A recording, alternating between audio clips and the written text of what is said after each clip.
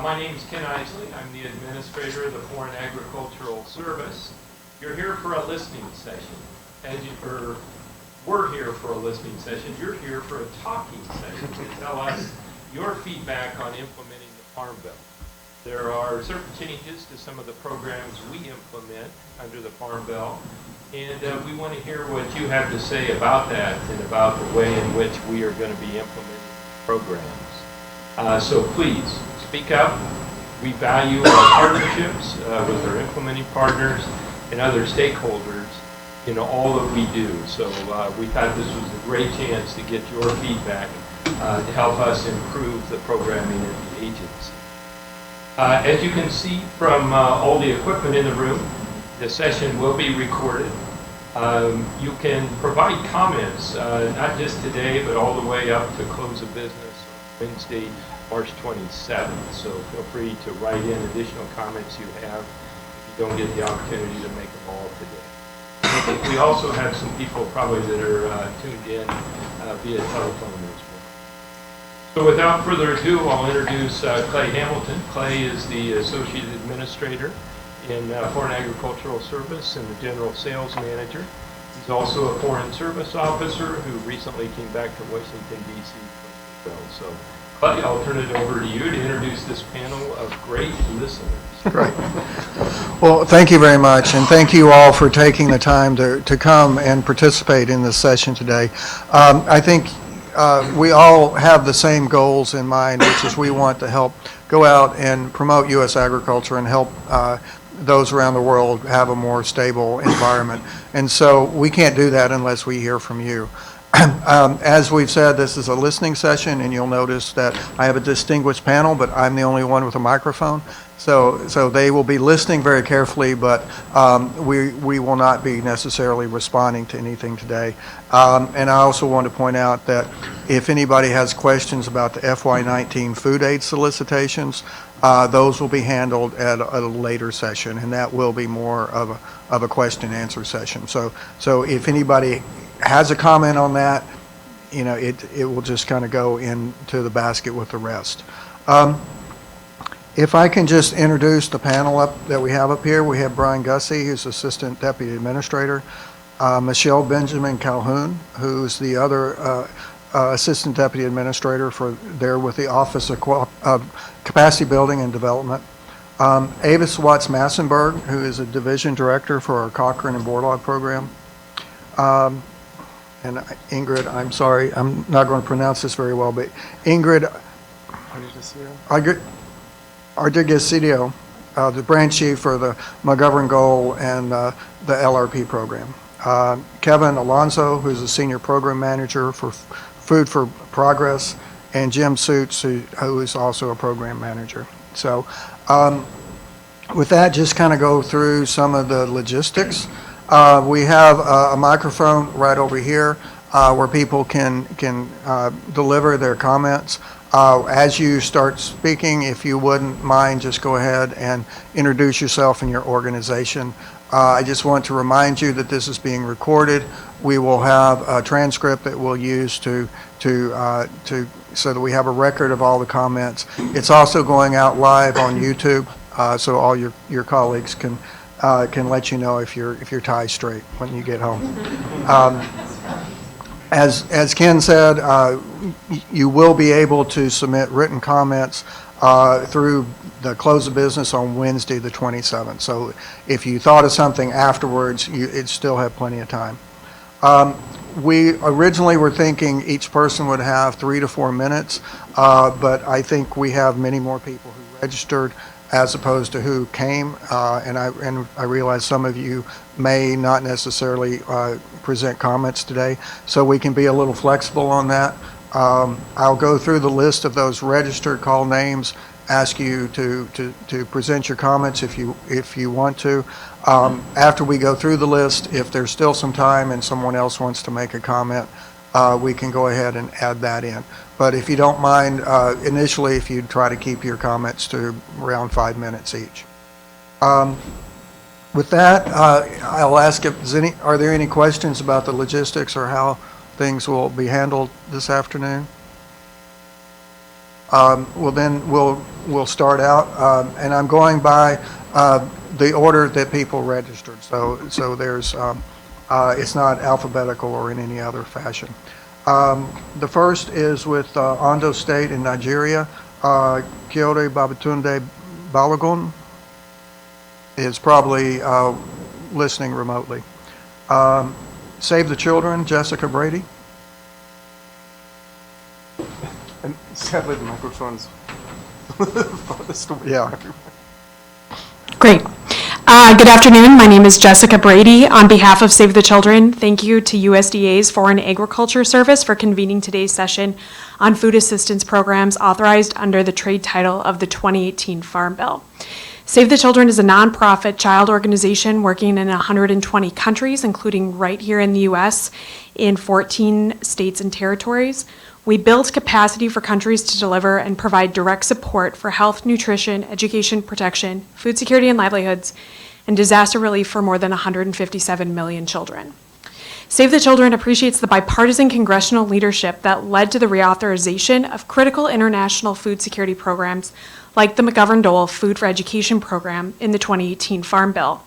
Programs like McGovern-Dole help contribute to healthier, more stable societies around the globe and to closing the gender gap in primary school attendance. Save the Children supported the reauthorization of the McGovern-Dole program, a program committed to reducing hunger and improving literacy. Specifically, Save the Children welcomed legislative text to better align the availability of commodities with the school year calendar. Over the past few years, Save the Children has supported the implementation of McGovern-Dole programs in countries such as Guatemala. I had the opportunity to see these programs firsthand last year in the El Quiche province. For many of the students at the primary school I visited, U.S. commodities through McGovern-Dole programs were responsible for providing the only dependable meal they had each day.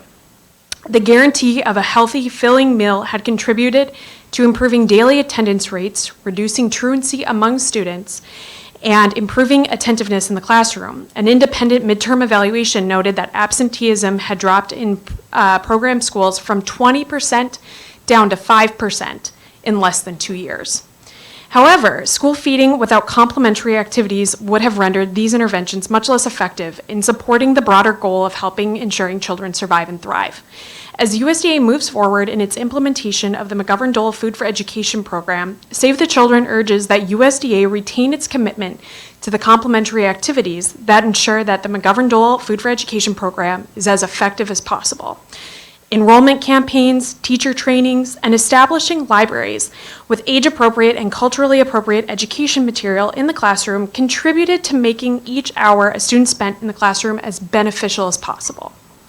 Investments in sanitation and hygiene were critical to reducing the possibility of contamination and disease. Increased access to preventative health interventions such as deworming medication, micronutrients, and information about healthy behaviors ensure that children receive the maximum benefit of the food provided and help support children's overall health and well-being. The reauthorization of the McGovern-Dole Food for Education program is critical to ensuring that these activities continue as we work to support the increased capacity of government institutions and engagement of local organizations and community groups. As USDA moves forward in the implementation of the McGovern-Dole program, we urge that complementary activities not be diluted, as any dilution to the complementary activities risks diluting the program's total impact. Thank you. All right. Thank you very much, Jessica. Next is Louis Calderwood with the American Feed Industry Association. Okay. Then Karen Edwards with ASA Wish.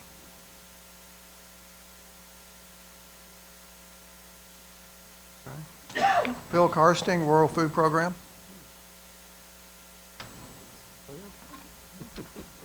Nice to be back, and it's good to see so many familiar faces.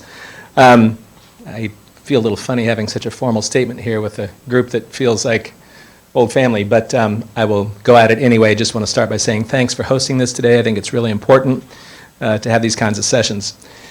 As a former administrator of the Foreign Ag Service, I have seen firsthand the profound importance of creating opportunity for American farmers and ranchers. FAS does tremendous work in this space, and I commend your tireless dedication to trade and development. The reality is that modern food systems are hyper-globalized in ways our forefathers could never have imagined. What is not always clear to casual observers is how our domestic prosperity and security is intimately tied to the prosperity and food security of others, sometimes in faraway places. I've come to appreciate this even more in my role as Vice President of Public Policy at the World Food Program USA. WFP USA works to support the mission of the United States World Food Program here in the United States. We do that through private sector fundraising work and on Capitol Hill.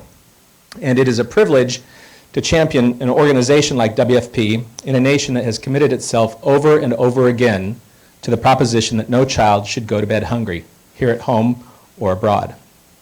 McGovern-Dole International Food for Education and Child Nutrition Program is among the greatest examples of American commitment to international food security and is a program that clearly reflects our values as Americans. Sometimes it is the only meal a child will receive during the school day. McGovern-Dole can be transformative in that it helps increase school enrollment, especially for young girls. And we're learning that the key to building prosperous and fair societies today means making investments in women and girls. Simply put, it improves educational outcomes and protects children in moments of instability. It is a program that provides far more than food. It delivers hope for an entire generation of children.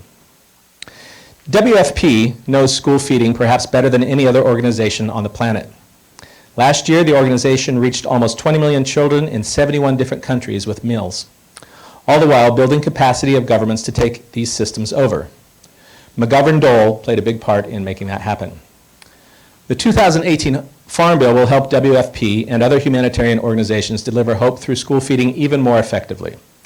What WFP has learned over decades of experience is that successfully graduating out of these programs, something that we all want to see, requires not only sufficient government capacity and political will in host countries, but also sustainable supply chains to feed the schools that are feeding the children. We commend provisions in the Farm Bill that allow up to 10% of McGovern-Dole funding to be put forward toward local and regional procurement. As I've mentioned in previous congressional testimony, this approach helps build homegrown supply chains, and those homegrown supply chains reinforce local political support for school nutrition programs. So I want everybody to be clear, LRP helps build the support that helps countries graduate out of McGovern-Dole. School food feeding programs are some of the most widely implemented safety nets on the planet, but they aren't the only food-based social protections. Here in the United States, USDA administers SNAP benefits to almost 40 million people each year, and WIC benefits to millions of children and new mothers. Together, these constitute some of the most sophisticated food-based social protections anywhere in the world. Section 3308 of the Farm Bill offers new authorities to USDA to share its immense expertise in this sphere with countries seeking to scale up food-based social protections of all kinds. We look forward at WFP USA to working with USDA in implementing this provision because we know that workable safety nets impact more than just individual beneficiaries. Done right, they contribute to civil society and productivity.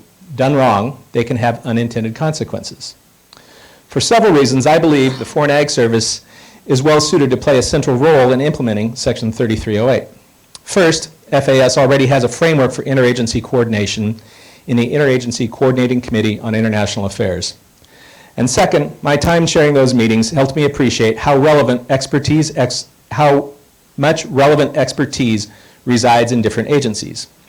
FAS knows trade and development hands down. FNS holds expertise on benefit delivery and data optimization. ERS is expert in modeling economic effects over time. Our extension service is great at public education. APHIS and FSIS know plant, animal, and food safety like no one else on the planet. I could go on. My point is that USDA does many things well, and it is a diverse and deep reservoir of practical expertise. Under Section 3308 of the Farm Bill, we have an opportunity together to leverage that expertise to improve lives and society and stability around the globe. We already share our harvests with the world through McGovern-Dole and Food for Peace. Now we have the potential to share much more. WFP USA would welcome an opportunity to work with USDA as a convener, as a sounding board, as a partner to ensure that Section 3308 of the Farm Bill meets its potential. I want to thank Administrator Isley and the entire FAS team for their thoughtful management and implementation of these critical life-saving programs, and I appreciate the opportunity to share with you the perspective of World Food Program USA today. Thank you. Thank you, Phil. Next on the list is Christina Badaroko. She must be joining us remotely. Katie Wyatt with the U.S. Grains Council.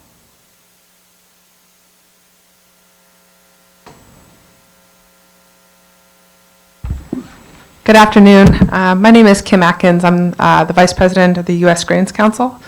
Thank you so much for the opportunity to participate in listening to, this listening session today. The U.S. Grains Council has worked for nearly 60 years to facilitate growth of poultry and livestock production industries in developing countries. Development that has been mutually beneficial for both U.S. agriculture and local populations who have access to products from increasingly professional and modern livestock industries. Since 2014, the Council has been utilizing Food for Progress funds to support the development and modernization of the Tanzanian poultry and feed industries. Capacity building has been a principal component of our engagement in Tanzania, enabling poultry producers, feed manufacturers, and the industry at large to expand production in an efficient, sustainable manner. Poultry is vital to household food security in Tanzania, with 85% of households engaging in backyard poultry production. Commercial poultry meat and egg production in Tanzania has been hampered by low productivity and lagging grain supplies, particularly for feed. In Tanzania, poultry feed can amount to as much as 80% of the total cost of production, compared to about 60% or more in developed markets. Not only is poultry feed in Tanzania costly, but it has traditionally been of poor quality. This combination prevents poultry production from expanding to meet increasing demand. Food assistance programs like the Council's Food for Progress project work to develop and expand both the poultry and feed industry in emerging markets, primarily through extensive training, as well as assistance developing robust local poultry associations and modernizing the country's feed testing lab. Our engagement has offered an example of how well-designed programs considering long-term commercial interests can be combined with achieving critical development goals. Looking toward implementation of the 2018 Farm Bill Food for Progress programs, we would encourage continued engagement of the cooperator organizations where appropriate long-term market development and near-term capacity development goals align, allowing for follow-up in key countries with Food for Progress program engagement to continue the industry's growth, and continued open lines of communication between the FFP program staff at USDA and the organizations carrying out FFP programs, including the U.S. Grains Council. Our program has been strongly benefited from the partnership since 2014, helping us achieve the successes that we have. Over the last 60 years, the Council's members and staff have worked to fulfill our mission of developing markets, enabling trade, and improving lives. Through the work we've been able to do over the past 5 years through FFP funding, we have been able to work to achieve all 3 components of our mission statement in Tanzania. We look forward to continuing to work with you as we implement Food for Progress programs in the newly passed Farm Bill and appreciate the opportunity to make these comments today. Thank you so much. Thank you, Kim. Next is Gary Blumenthal with World Perspectives. Trent McKnight.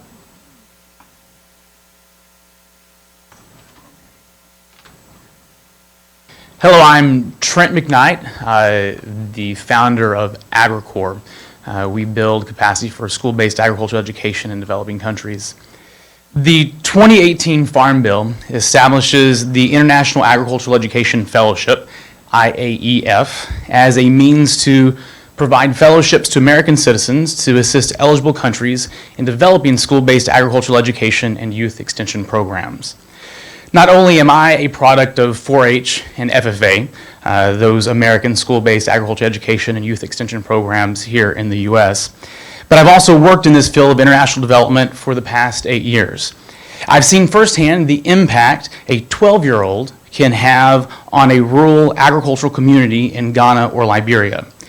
Through the 100-year-old school-based agriculture education model, which became federalized in this country through the Smith-Hughes National Vocational Education Act of 1917, we have seen improved agriculture innovation developed by private industry or public research institutions and diffused into farming communities through youth in schools, particularly junior high schools in Ghana and Liberia where we've worked.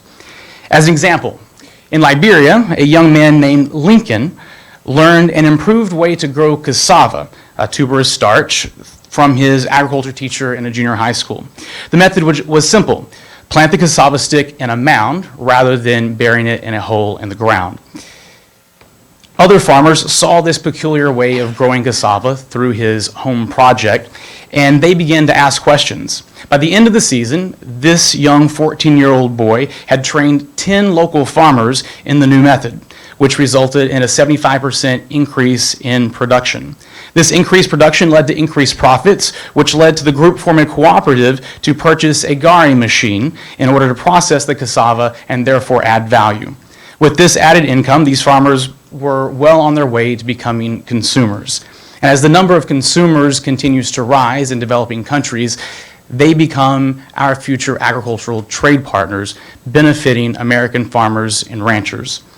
Not only that, but Lincoln has been trained through his 4-H club as an agricultural leader, making him the very type of leader that American trade missions can work with in the future. As you consider the creation of the IAEF, I encourage you to keep a strong focus on the school-based agricultural education component as a means of diffusing agriculture innovation through youth into farming communities and creating future agricultural leaders. That development goal should be the centerpiece of this program, while the fellows can be one way the school-based agriculture education system can be built and replicated in developing countries. Thank you. Thank you, Trent. Next is Samantha Buchalter with Land O'Lakes. Elaine Trevino with Almond Alliance, or Sabrina Sordello from Almond Alliance. Georgia Hoagland from Save the Children. Martin Sieber, U.S. Livestock Genetics Export Incorporated. Good afternoon. I'm Martin Sieber, representing the U.S. Livestock Genetics Export Group, and we would like to thank very much for this listening session. It's a good way of us to stay in touch, and I would like to positively comment on the Cochrane Fellowship Program. A lot of you probably wonder why USLGE, we have been increasing our efforts working with this program, and I would like to make a few comments, a few points where we see the value of a government program for the livestock industry. Especially important for USLGE is that we are allowed to participate with the selection of the fellows or the candidates that turn into fellows. This system has been working very well here in the US, but also overseas in country. The FAS posts in country are receptive of recommendation. It is a cooperative effort. It is not just one group telling the other one this is how it will be. The long-lasting connections that we are able to gain from those people that are trained here are very important to us. It is not just a short-term 2-week program, but the lasting effect on staying in connection with those people is very important for us. 2 more points I would like to raise. Both of them are positive. We have a chance with this program to showcase our latest technology. We are able to proudly demonstrate the progress we make, what is going on in our industry, and they are at the forefront. They are asking about new technologies in our livestock area, and we can work together with our members to provide those technologies. But ultimately, probably one of the effects that hasn't mentioned enough, but we would like to support, is documenting the sales that will be made with some of those programs. They can be staggering, they can be very high, there can be some years they are not as strong, but there are other years where we really feel that training program has a positive effect on exports. Overall, this is the comments I would like to make. One more time, in summary, we appreciate the cooperation. It's a good working relationship between FAS and the industry. Thank you very much, Martin. Next is Jessica Kincaid with USA Rice. Mary Pat Corbett with Wish. Chad Ford with the International Executive Service Corps. Kelly Kirch with Mercy Corps. Beth Callanan, California Prune Board. Kevin Latner, Latner and Associates. Lorena Alfaro, U.S. Agriculture Export Development Council. Kate McMahon, Mercy Corps. Kim, you're down here. You already spoke. Do you need a second chance? Jack Elliott, Texas A&M University.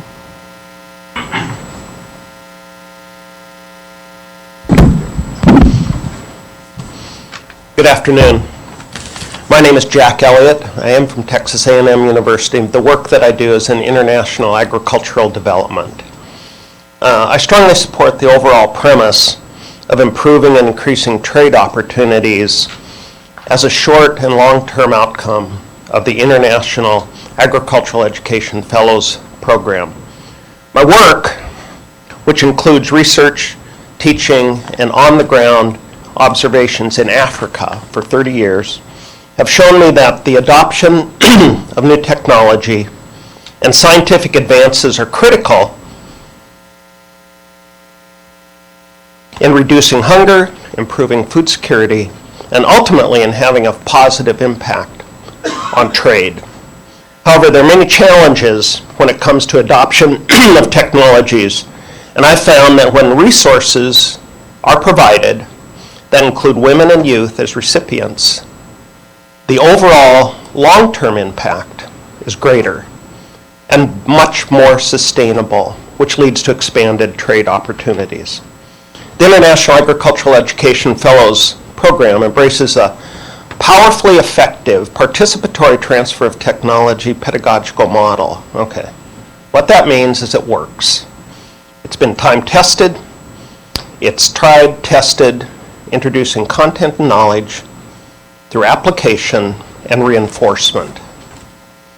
As the International Agricultural Education Fellows Program evolves, what I see in the reading is that what sets it apart from many other development programs and efforts is the notion that the fellows are agricultural experts. That's very, very critical. And those experts can be all the way from young college graduates with agricultural degrees to senior level fellows who maybe have done their full career as an extension agent or a teacher of agriculture.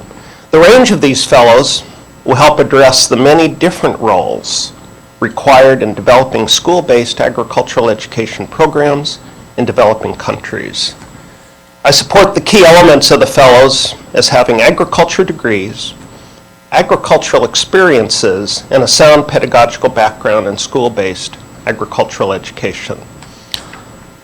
When implemented, you could have long-term fellows with a built-in transition period between the fellows, and that's going to enhance the transfer of technology and science in those developing countries.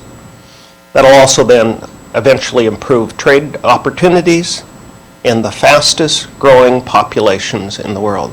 Thank you. Thank you very much, Jack. Next is James Standish with Adventist Development and Relief Agency.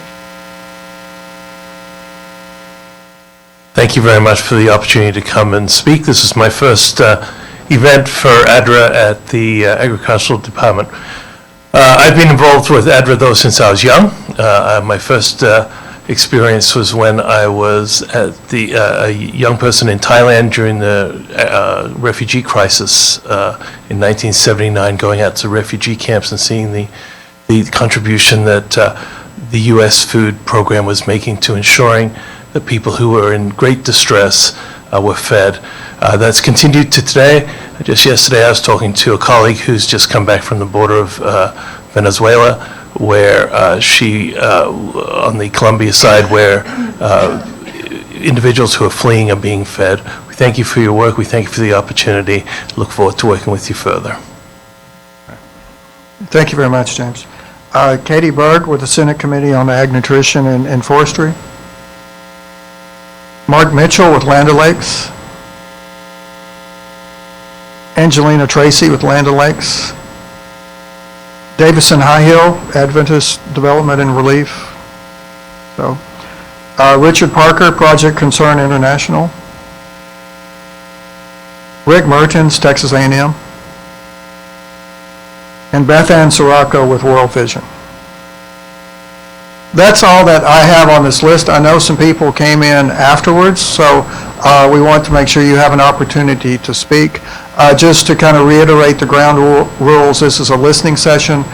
We have our delegation from the Office of Capacity Building and Development listening. They're very interested in your comments, but we're not in a position to respond. But we do want to give you a chance to speak.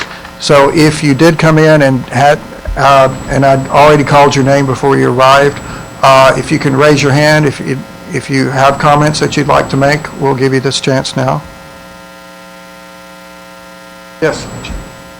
Please, if you go to the microphone and introduce yourself and your organization. I apologize, I was in the wrong room listening about forestry and the good work you guys are doing in forestry. So I am late. My name is Chad Ford. I'm from the International Executive Service Corps, IESC. We're implementing 2 USDA Food for Progress programs.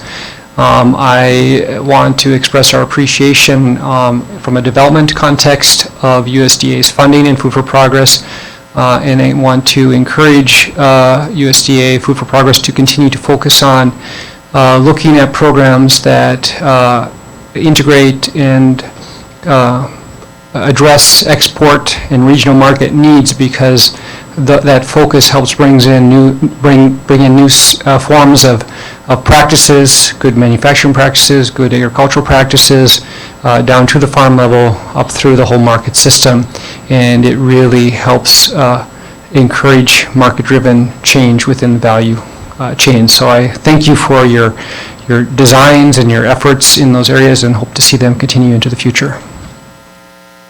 Thank you, Chad.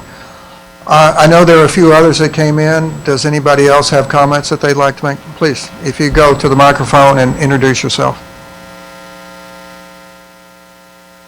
Thank you for this opportunity. My name is Karen Coble-Edwards. I'm a senior advisor to the American Soybean Association's World Initiative for Soy and Human Health. And we just want to appreciate the opportunity to continue to collaborate and connect trade and development. We've got to have a productive dialogue this morning with several at the panel, and the ability to cross-connect the programs whereby we identify businesses that are supply chain partners and implement them and have them participate with Cochrane trainings in the past, and now they aspire to launch school feeding programs in Uganda. We see tremendous opportunity to have synergy between the programs, which in the end will result in more sustained programming, because the trade and the business, and in the terms of USAID enterprise development, you guys have been doing that and we applaud it. Thank you very much. Is anyone else that didn't have a chance to speak? We still have some time left. Does anybody want to make additional comments? I just want to say, You have to go to the because, microphone. I can't not talk, when you get a microphone. No, I just want to say this nexus between what you're doing in Cochrane and Borlaug, and hopefully the International Fellowships in Ag Education, is more than just doing the right thing and helping people feed themselves and get smarter and build communities. I always envision that, in a lot of these developing contexts,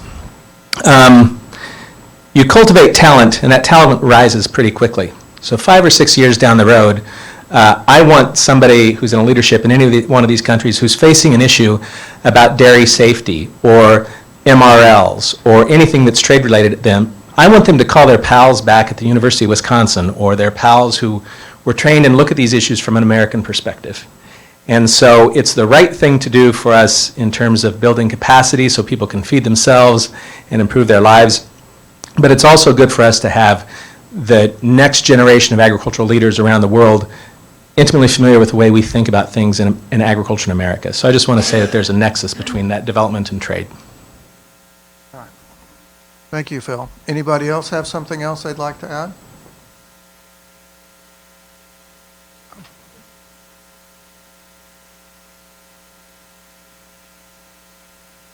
Good afternoon. My name's Beth Ann Sirocco with World Vision US. We'll be submitting some written comments, but just wanted to highlight two key pieces. So World Vision, we're a humanitarian development and advocacy organization. As you know, we work in over 100 countries around the world, including in food security. So we do implement McGovern Dole programming as well as Food for Progress. And we were heavily involved along with other colleagues in the international community around advocating for the Farm Bill. And so two key provisions that we were quite encouraged to see in the bill, and we'll be closely following its implementation, is around McGovern Dole and the 10% for local and regional procurement. And as you all know, it's just really important to have that LRP component included at the very beginning of the grant life cycle, just for implementers, for us to be able to plan accordingly. So we'll be closely following just the rollout of that great provision in the Farm Bill. I think the second piece is around Food for Progress and this pilot program, and how, once again, that will be rolled out too. I think we're keen to see how that will be implemented. Thank you. Thank you very much, Beth Ann. Anyone else? Please. I'm Richard Parker with Project Concern International, and I apologize for being late, but I was over at the Sustainable Forestry one across the street for a few minutes before I figured out I was in the wrong room. So, but we are privileged to work with USDA in implementing McGovern Dole programs in Nicaragua, in Tanzania, and also in Guatemala, as well as the LRP programs in Tanzania and also now in Guatemala. I just want to thank you as well for the flexibility that Beth Ann had mentioned as well for the local and regional procurement, and it's been just a really truly great to be able to see the sustainability that can take place when you're doing the LRP program, and then also just within the McGovern Dole programs, and being able to see the sustainability that takes place when you're working with the parents, working with PTAs, working with local governments to be able to pass that on. And we've been able to see that sustainability in a lot of our programs in Bolivia, where we implemented those for about 10 years or so before all the Bolivia programs ended, actually. But we're still proud that 118,000 school meals are still being served in Bolivia now that the local government has taken that over. So thank you so much for your time and for letting us comment on this. Thank you, Richard. Do we have anyone else that got the directions wrong? This building can be a little bit of a maze. Who is it now? Yeah. Okay. All right. Last chance. Well, thank you all very much for your comments. We really appreciate it. We always like to hear the good points and the success stories, but we also want to hear your suggestions and ideas for how to make things better or how things could be done a different way. So we really appreciate that. I do want to remind you that you can still submit written comments until COB on Wednesday, so you can go back, and if you think of something else, please feel free to submit those comments. Also, this session was recorded, and it will be up on YouTube. No, it'll be up on the FAS website shortly, so you can go back and review it. And with that, I want to thank you very much. Please remember, if you outside of these issues we're listening to today, we do like to hear from you on other issues. We're always happy to have conversations whenever we can. So thank you very much for taking the time to come visit with us.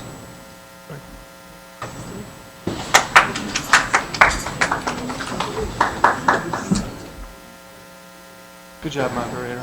Thank you. We had 11 speakers, so.